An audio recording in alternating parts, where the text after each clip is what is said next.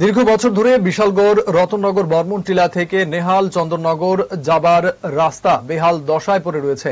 এই রাস্তা দিয়ে রোগী নিয়ে হাসপাতালে যেতে সমস্যায় পড়তে হয়। রবিবার দুপুরে এলাকার জনগণ রাস্তা সংস্কারের দাবিতে রাস্তায় নামেন। রাস্তা সংস্কারের দাবি জানান এলাকার জনগণ। রামনগর আশ্রম থেকে বর্মনটিলা স্কুল বিগত 15-16 বছর যাবত রাস্তা খারাপ। এটা রাস্তাটা ভালো হয়ে যায় না, রুগী নিয়ে যাইতে অসুবিধা, মানুষ চলাচলের সুবিধা হইব।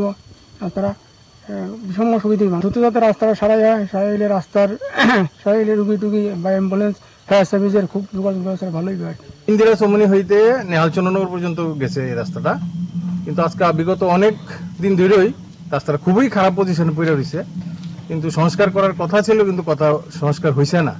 আমাদের মাননীয় এমএলএ মহোদয় এনে বলল যে রাস্তাটা মেরামত হইব, কিন্তু হইব করে কিন্তু আজ অব্দি হইতেছে না রাস্তাটা।